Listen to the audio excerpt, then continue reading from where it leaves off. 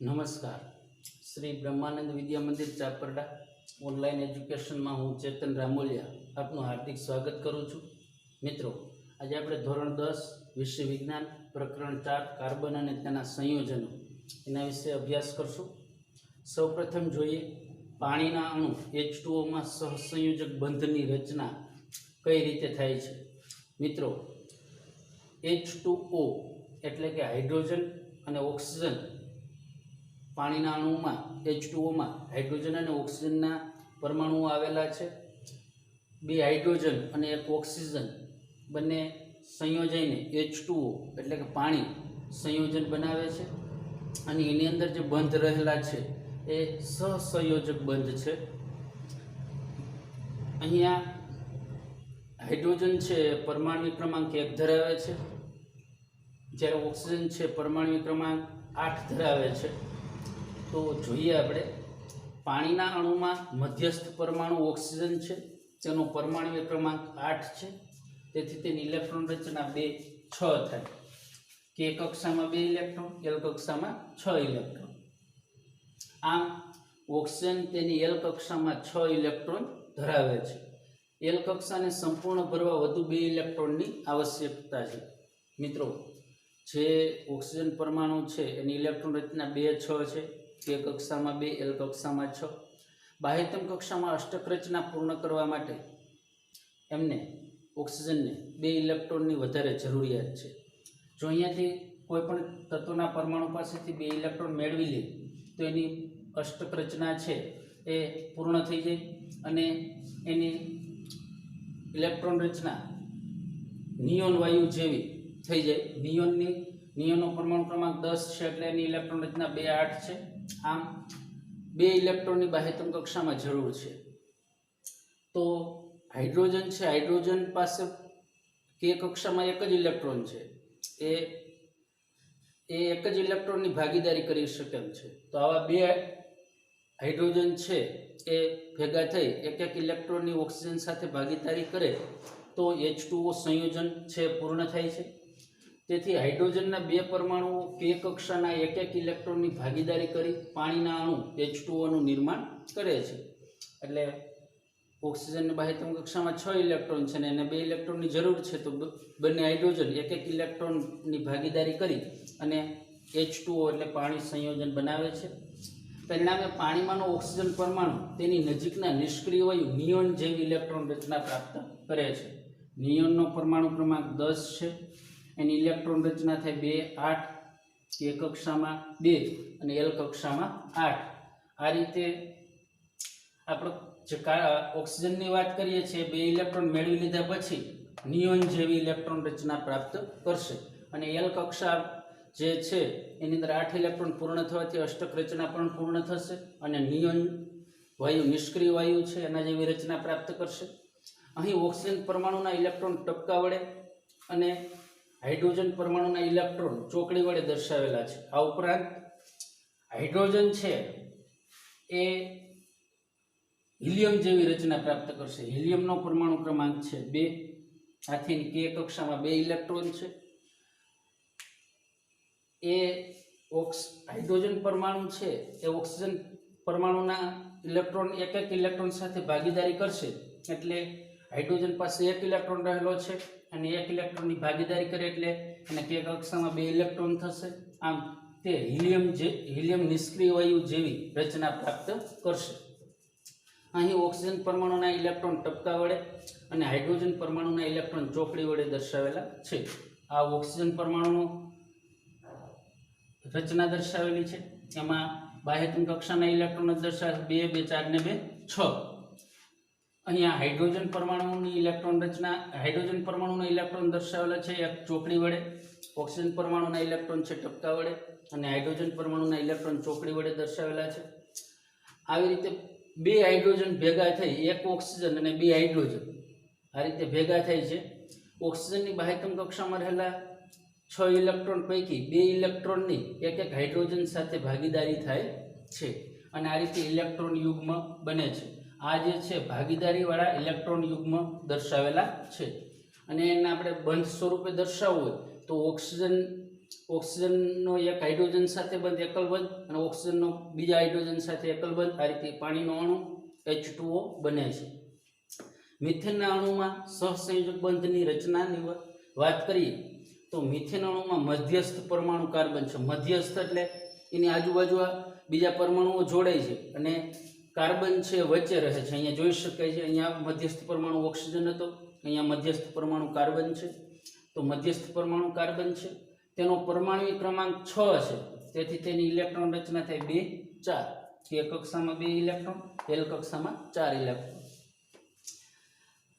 હવે બાહ્યતમ કક્ષા પૂર્ણ કરવા માટે અને k કક્ષા છે પૂર્ણ કરવા માટે 4 ઇલેક્ટ્રોનની જરૂરિયાત છે. તો 4 ઇલેક્ટ્રોનની જરૂરિયાત હોવાથી એને 4 ઇલેક્ટ્રોનની ભાગીદારી કરી શકે એવા હાઇડ્રોજન તત્વની જરૂરિયાત છે. હાઇડ્રોજન પાસે 1 ઇલેક્ટ્રોન છે, કાર્બનને 4ની જરૂર છે, તો 1 કાર્બન અને 4 હાઇડ્રોજન આ રીતે ભેગા થઈ અને CH4 નો અણુ છે બનાવે છે. આમ કાર્બન L કક્ષામાં 4 ઇલેક્ટ્રોન ધરાવે છે. આ L કક્ષાને સંપૂર્ણ ભરવા 4 ઇલેક્ટ્રોનની જરૂર છે. તેથી હાઇડ્રોજનના 4 પરમાણુઓ તેમના k કક્ષાના એક ઇલેક્ટ્રોનની ભાગીદારી કરી મિથેનના અણુનું સર્જન કરે છે. એટલે કે 1 કાર્બન અને 4 હાઇડ્રોજન એટલે CH4. પરિણામે મિથેનમાંનો કાર્બન પરમાણુ તેની નજીકના નિષ્ક્રિય વાયુ નિયોન જેવી રચના પ્રાપ્ત કરે છે. અહીંયા 4 ઇલેક્ટ્રોન આવી જાય એટલે એની ઇલેક્ટ્રોન રચના થશે 2 8. એટલે આ રીતે નિયોન જેવી રચના થઈ છે. અને હાઇડ્રોજન છે એને પણ બાહ્યતમ કક્ષામાં હવે 2 ઇલેક્ટ્રોન છે. અહીંયા આ હાઇડ્રોજનને 2 ઇલેક્ટ્રોન છે, હાઇડ્રોજનને 2 ઇલેક્ટ્રોન છે, હાઇડ્રોજનને 2, હાઇડ્રોજનને 2 અને કાર્બનના કુલ ગણીએ તો 2 2 4 2 6 અને 2 8.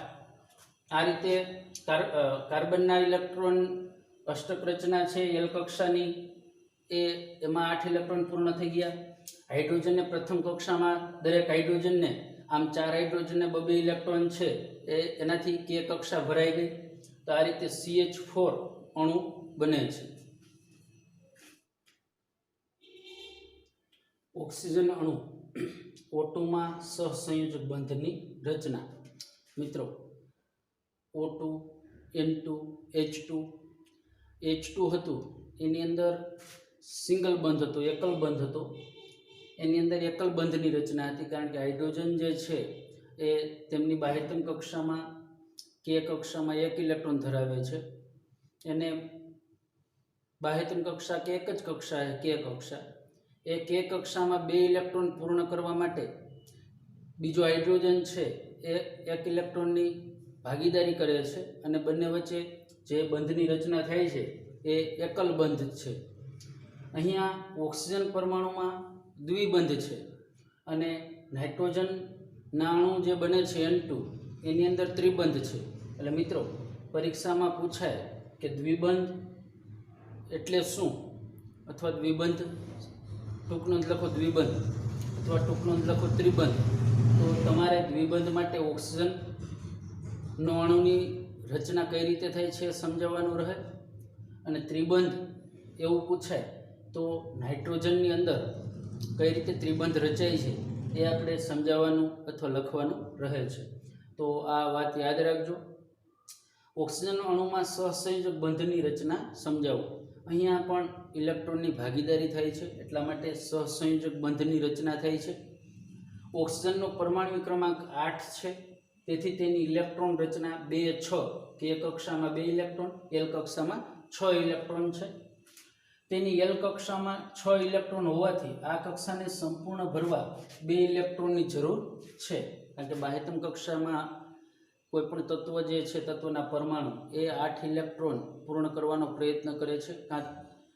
ઇલેક્ટ્રોન છે સ્વીકારી, ઘટતા ઇલેક્ટ્રોન સ્વીકારીને 5 6 7 હોય તો અનુક્રમે 3 2 1 ઇલેક્ટ્રોન સ્વીકારીને, અથવા તો બાહ્યતમ કક્ષામાં 1 2 3 ઇલેક્ટ્રોન હોય તો 1 2 3 ઇલેક્ટ્રોન ગુમાવી અને બાહ્યતમ કક્ષામાં અષ્ટક રચના અથવા તો બાજુમાં રહેલ જે આવર્ત કોષ્ટકમાં જે તે તત્વની બાજુમાં રહેલ જે નિષ્ક્રિય વાયુઓનો સમૂહ છે એના જેવી રચના પ્રાપ્ત કરવાનો પ્રયત્ન કરે છે.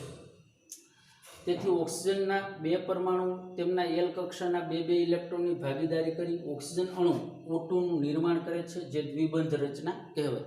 એટલે કે આ દ્વિબંધની વ્યાખ્યા પણ થઈ કે ઓક્સિજન જેવા તત્વના પરમાણુઓ એની બાહ્યતમ કક્ષામાં 6 ઇલેક્ટ્રોન હોવાથી બે ઇલેક્ટ્રોનની ભાગીદારી કરે છે અને જે બંધની રચના કરે છે એ દ્વિબંધની રચના છે. દ્વિબંધ એટલે બે બંધ બનાવે છે.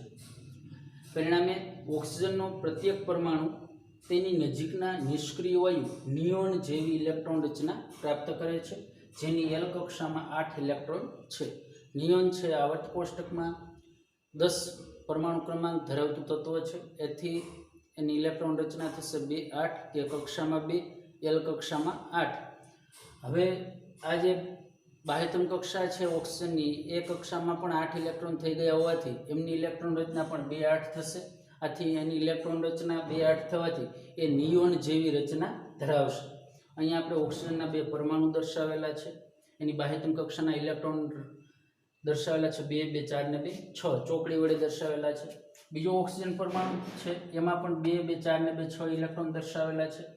હવે બાહ્યતમ કક્ષામાં 8 ઇલેક્ટ્રોન પૂર્ણ કરવા હોય તો 2 ઇલેક્ટ્રોનની ભાગીદારી કરે તો આ કુલ 6 ઇલેક્ટ્રોન હતા એમાંથી 2 ઇલેક્ટ્રોનની ભાગીદારી કરે છે. બંને બાજુએ 4 4 એમ છે, 2 ઇલેક્ટ્રોનની ભાગીદારી કરે છે.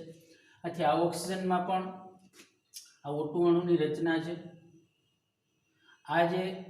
આ ઓક્સિજનનો પરમાણુ છે એની અંદર પણ 8 ઇલેક્ટ્રોન થઈ ગયા. આ ઓક્સિજનનો પરમાણુ છે એની અંદર પણ 8 ઇલેક્ટ્રોન થઈ ગયા. આમ બંનેની બાહ્યતમ કક્ષામાં 8 ઇલેક્ટ્રોન પૂર્ણ થવાથી એ નિયોન જેવી રચના ધરાવે છે. આ બે ઓક્સિજન વચ્ચે દ્વિબંધ જે બને છે, આવી રીતે બંધની દ્રષ્ટિએ દર્શાવવું હોય આ ઇલેક્ટ્રોન દર્શાવેલા છે, જે બંધ બને છે એની દ્રષ્ટિએ દર્શાવવું હોય તો દ્વિબંધની રચના સ્વરૂપે આપણે દર્શાવી શકીએ. નાઇટ્રોજનના અણુ N2માં સહસંયોજક બંધની રચના સમજાવો. એટલે કે અહીંયા નાઇટ્રોજનમાં ત્રિબંધની રચના થશે. બે નાઇટ્રોજનના પરમાણુઓ છે એ એકબીજા સાથે ત્રિબંધ બનાવી અને એકબીજા સાથે જોડાશે અને N2 અણુની રચના કરશે. નાઇટ્રોજનનો પરમાણુ ક્રમાંક 7 છે, તેની ઇલેક્ટ્રોન રચના 2 5 છે. એટલે કે K કક્ષામાં 2 ઇલેક્ટ્રોન, L કક્ષામાં 5 ઇલેક્ટ્રોન છે.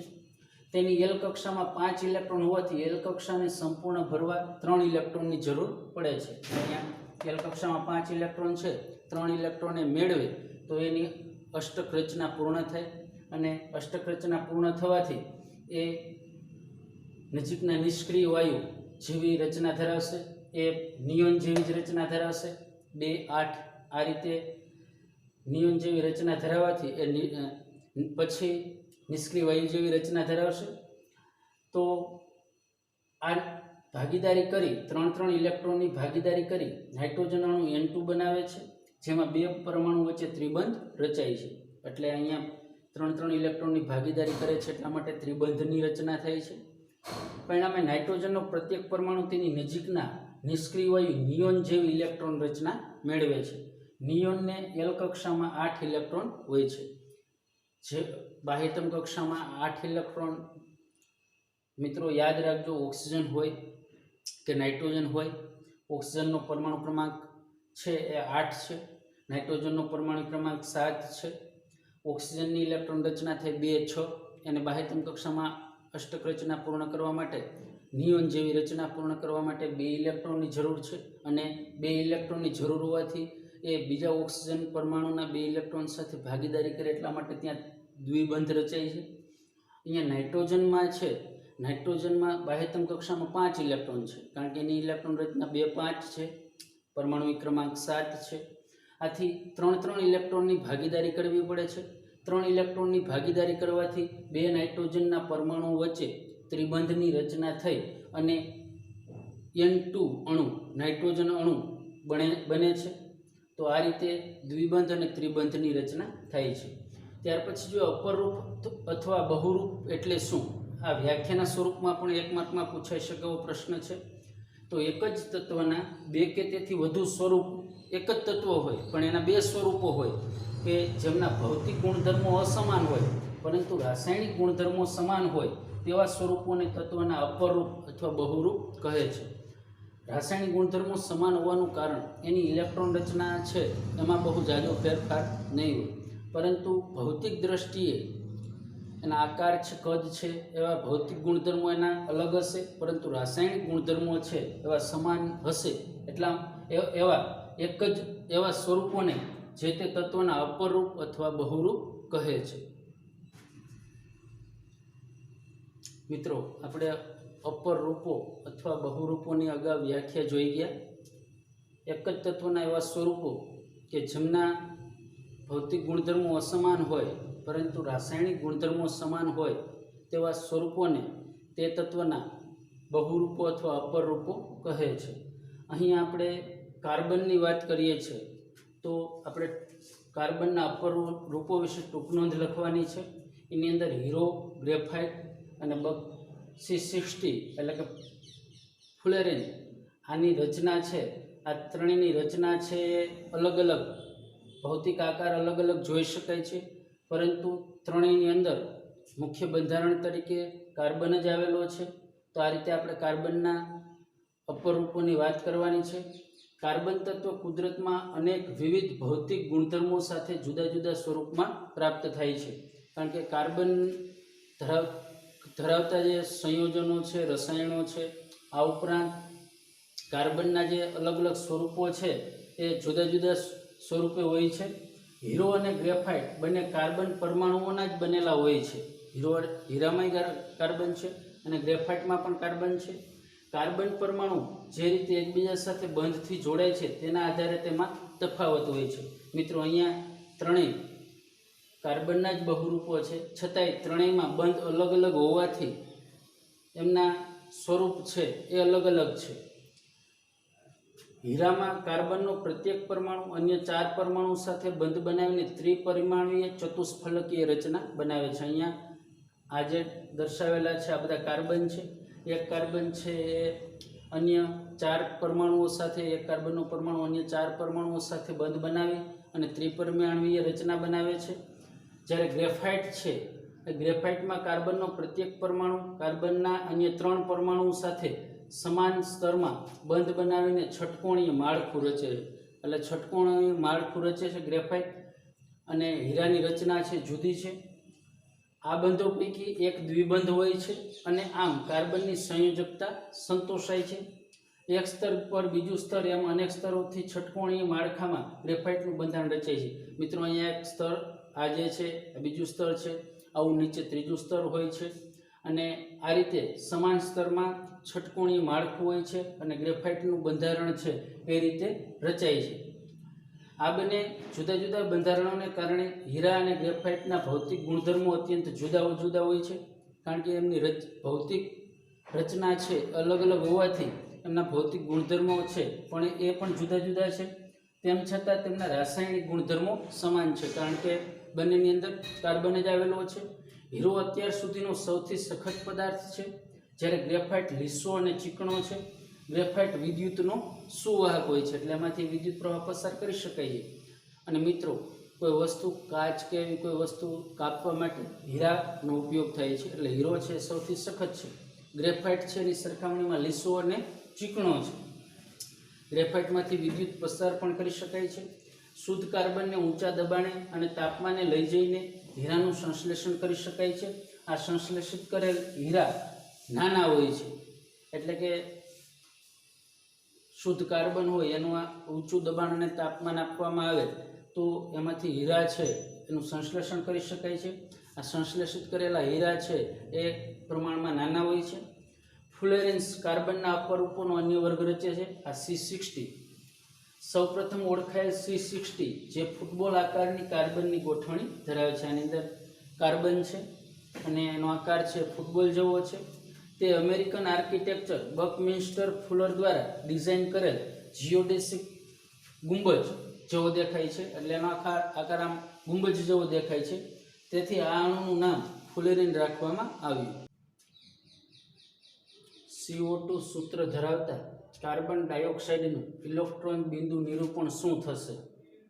તો કાર્બનનો પરમાણુ ક્રમાંક 6 છે, તેથી ઇલેક્ટ્રોન રચના થશે 2 4, K કક્ષામાં 2, L કક્ષામાં 4 ઇલેક્ટ્રોન થશે. જ્યારે ઓક્સિજનનો પરમાણુ ક્રમાંક છે 8, તેથી તેની ઇલેક્ટ્રોન રચના થશે 2 અને 6, K કક્ષામાં 2 ઇલેક્ટ્રોન, L કક્ષામાં 6 ઇલેક્ટ્રોન. CO2 નું ઇલેક્ટ્રોન બિંદુ નિરૂપણ નીચે મુજબ છે.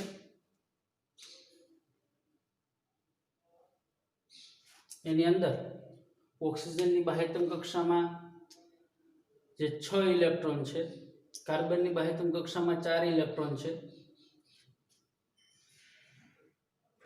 ઓક્સિજનનો પરમાણુ ક્રમાંક 8 છે, એની બાહ્યતમ કક્ષામાં 6 ઇલેક્ટ્રોન. કાર્બનનો પરમાણુ ક્રમાંક 6 છે, એની બાહ્યતમ કક્ષામાં 4 ઇલેક્ટ્રોન. આ રીતે એક કાર્બન અને 2 ઓક્સિજન ભેગા મળી અને CO2 એટલે કે કાર્બન ડાયોક્સાઇડ બનાવે છે, જે અહીંયા દર્શાવેલું છે. આ ઓક્સિજન પરમાણુના 2 ઇલેક્ટ્રોન અને કાર્બન પરમાણુના 2 ઇલેક્ટ્રોન, આ ઓક્સિજન પરમાણુના 2 ઇલેક્ટ્રોન, કાર્બન પરમાણુના 2 ઇલેક્ટ્રોન, આ રીતે ભાગીદારી કરી અને CO2 કાર્બન ડાયોક્સાઇડ સંયોજન બનાવે છે. બંધની દ્રષ્ટિએ દર્શાવવું તો આ રીતે દર્શાવી શકાય. સલ્ફરના 8 પરમાણુઓથી બનેલ સલ્ફર અણુનું નિરૂપણ શું થશે? તો કે સલ્ફરનો પરમાણુ ક્રમાંક 16 છે, તેથી તેની ઇલેક્ટ્રોન રચના થશે 2 8 6. કે કક્ષામાં 2 ઇલેક્ટ્રોન, L કક્ષામાં 8, M કક્ષામાં 6 ઇલેક્ટ્રોન. S8 અણુનું ઇલેક્ટ્રોન બિંદુ નિરૂપણ નીચે મુજબ છે. આ રીતે સલ્ફરના 8 પરમાણુ ભેગા થાય તો બાહ્યતમ કક્ષામાં 6 ઇલેક્ટ્રોન છે, એટલે 2 ઇલેક્ટ્રોનની ભાગીદારી અન્ય સલ્ફરના પરમાણુઓ સાથે કરી અને S8 8 સલ્ફર અણુ ભેગા થઈ અને S8 અણુની રચના કરે છે. અને બંધની રીતે દર્શાવવું તો આ રીતે દર્શાવી શકાય. આ રીતે બિંદુ નિરૂપણ, ઇલેક્ટ્રોનનું બિંદુ નિરૂપણ દર્શાવી શકાય. અને આ છે બંધની રચના છે. કાર્બનના કયા 2 ગુણધર્મો વધુ સંખ્યામાં કાર્બન સંયોજનો બનાવવાની ક્ષમતા ધરાવે છે? સમજાવો. એટલે કાર્બન જે છે એ અન્ય તત્વો સાથે અથવા તો કાર્બન છે, કાર્બન સાથે જોડાવાના જોડાઈને કાર્બન સંયોજનો બનાવે છે. આ ક્ષમતા તે કયા 2 ગુણધર્મોને આધારે ધરાવે છે એ આપણે જોવાનું છે. તો કાર્બન પરમાણુ અન્ય પરમાણુઓ સાથે ઇલેક્ટ્રોનની ભાગીદારી દ્વારા સહસંયોજક બંધનું નિર્માણ કરી અનેક સંયોજનો બનાવે છે. મિત્રો, આપણે હમણાં જ આગળના લેક્ચરની અંદર CH4 સંયોજન જોયું હતું. એમાં કાર્બન છે હાઇડ્રોજન સાથે સહસંયોજક બંધનું નિર્માણ કરે અને મિથેન બનાવે છે. આવા કાર્બન પરમાણુ છે અન્ય પરમાણુઓ સાથે જોડાય અને સહસંયોજક બંધનું નિર્માણ કરી અને સંયોજનો બનાવે છે. જે સંખ્યા આશરે 3 મિલિયન જેટલી અંદાજવામાં આવી છે. એટલે આ સંખ્યા જે છે, આ સંયોજનો છે, ખૂબ જ વધારે પ્રમાણમાં છે. કાર્બનની વધુ સંખ્યામાં સંયોજનો બનાવવાની ક્ષમતા નીચેના પરિબળો પર આધાર રાખે છે. કાર્બન આવા સંયોજનો, આટલા બધા સંયોજનો બનાવે છે, તો એ કયા એવા ગુણધર્મો, કઈ એવી ક્ષમતા ધરાવે છે જેથી ઘણા સંયોજનો બને છે એ આપણે જોઈએ. કાર્બનનો કેટેનેશન ગુણ. તો કેટેનેશન ગુણ કોને કહેવાય એ આપણે જોઈએ. કાર્બન પરમાણુ અન્ય કાર્બન પરમાણુ સાથે બંધ બનાવવાની અદ્વિતીય ક્ષમતા ધરાવતો હોવાથી ખૂબ જ વધુ સંખ્યામાં સંયોજનો બને છે. એટલે કે એક કાર્બન પરમાણુ બીજા કાર્બન પરમાણુઓ સાથે બંધ બનાવી અને સંયોજનો બનાવે છે. આ સંયોજનો બનવાથી કાર્બન તત્વના સંયોજનોની સંખ્યા ખૂબ જ વધારે છે. કાર્બનના આ ગુણધર્મને કેટેનેશન કહે છે. એટલે કાર્બનનો એક પરમાણુ અન્ય કાર્બનના પરમાણુ સાથે જોડાય તો એ ગુણધર્મને કેટેનેશન કહેવાય. આ સંયોજનો કાર્બનની લાંબી શૃંખલા, શાખિત શૃંખલા અથવા વલયોમાં કાર્બન પરમાણુઓ ધરાવે છે. જેની અંદર એક સીધી શૃંખલામાં જોડાયેલા હોય એવા કાર્બન પરમાણુઓ, શાખા પડે અને કાર્બન પરમાણુ જોડાયેલા શાખિત શૃંખલા ધરાવતા અથવા વલય થાય એવા કાર્બન પરમાણુઓ છે, એવા સંયોજનોની અંદર હોય છે. કાર્બન પરમાણુ એકલ બંધ અથવા દ્વિબંધ અથવા ત્રિબંધ દ્વારા પણ અન્ય પરમાણુઓ સાથે જોડાઈ શકે છે. એટલે કાર્બન કાર્બન વચ્ચે એકલ બંધ હોય, કાર્બન કાર્બન વચ્ચે દ્વિબંધ હોય અને કાર્બન કાર્બન વચ્ચે ત્રિબંધ હોય. આ રીતે દર્શાવી શકાય મિત્રો. કાર્બન કાર્બન વચ્ચે સિંગલ બંધ, કાર્બન કાર્બન વચ્ચે દ્વિબંધ અને કાર્બન કાર્બન વચ્ચે ત્રિબંધ આ રીતે જોડાઈ શકે છે. કાર્બન પરમાણુઓ અને સંયોજનો બનાવે છે. જે કાર્બનિક સંયોજનોમાં કાર્બન પરમાણુ એકલ બંધથી જોડાયેલા હોય તેવા કાર્બનના સંયોજનોને સંતૃપ્ત સંયોજનો કહેવાય છે, કે જેમાં કાર્બન કાર્બન વચ્ચે માત્ર એક જ બંધ હોય, એક જ બંધથી બે કાર્બનના પરમાણુઓ જોડાયેલા હોય તો એવા કાર્બનિક સંયોજનોને સંતૃપ્ત સંયોજનો કહે છે. જે કાર્બનિક સંયોજનોમાં બે કે તેથી વધુ કાર્બન પરમાણુ દ્વિબંધ કે ત્રિબંધથી જોડાયેલા હોય તો તેવા કાર્બનના સંયોજનોને અસંતૃપ્ત સંયોજનો કહે છે. એટલે સંતૃપ્ત અને અસંતૃપ્તમાં એટલો ફેર છે, સંતૃપ્તના કાર્બન કાર્બન વચ્ચે એકલ બંધ હોય છે, અસંતૃપ્ત કાર્બનમાં કાર્બન કાર્બન વચ્ચે દ્વિબંધ કે ત્રિબંધ હોય છે. તો આ રીતે સંયોજનો બને છે. કાર્બન સંયોજનોમાં જે હદે કેટેનેશનનો ગુણધર્મ જોવા મળે છે તે કોઈ બીજા તત્વોમાં જોવા મળતો નથી. એટલે આ કાર્બનના પરમાણુની અન્ય કાર્બનના જ પરમાણુ સાથે જોડાવાનો જે કેટેનેશનનો ગુણધર્મ છે એ બીજા કોઈ તત્વોમાં આવો કેટેનેશનનો ગુણધર્મ જોવા મળતો નથી. કાર્બન કાર્બન બંધ દ્વારા કાર્બન બંધ ખૂબ જ પ્રબળ હોવાથી કાર્બન પરમાણુઓના એકબીજા સાથે જોડાણથી મોટી સંખ્યામાં સ્થાયી સંયોજનો બને છે. એટલે કે કાર્બન પરમાણુ એકબીજા સાથે જે જોડાય છે એ જે બંધ છે એ ખૂબ જ પ્રબળ છે, તેથી આ જે સંયોજનોની સંખ્યા વધારે છે. કાર્બનની સંયોજકતા 4 છે, કારણ કે કાર્બનનો પરમાણુ ક્રમાંક 6 છે. પ્રથમ કક્ષામાં 2 અને બીજી કક્ષામાં 4 ઇલેક્ટ્રોન છે. તેથી તે કાર્બનના અન્ય 4 પરમાણુઓ સાથે અથવા કેટલાક એક સંયોજક તત્વના પરમાણુ સાથે બંધ બનાવવાની ક્ષમતા ધરાવે છે. હાઇડ્રોજન જેવા તત્વો સાથે પણ કાર્બન બંધ બનાવી શકે છે, અને કાર્બન છે એ કાર્બનના અન્ય પરમાણુઓ સાથે પણ બંધ બનાવી શકે છે. કાર્બન એ oxygen, hydrogen, nitrogen, sulphur, chlorine તથા અનેક અન્ય તત્વો સાથે વિશિષ્ટ ગુણધર્મોવાળા સંયોજનો બનાવે છે. જે મિત્રો સંયોજનોની સંખ્યા વધારે છે એનું કારણ કે તે એક તત્વના કાર્બનના પરમાણુ તો જોડાઈ શકે છે, આ ઉપરાંત oxygen, hydrogen, nitrogen, sulphur, chlorine એવા તત્વો સાથે જોડાય અને પણ સંયોજનો બનાવે છે. કાર્બનનું કદ નાનું હોવાથી પરમાણુ કેન્દ્ર દ્વારા ભાગીદારી પામેલા ઇલેક્ટ્રોન યુગ્મોને મજબૂતાઈથી જકડી રાખે છે.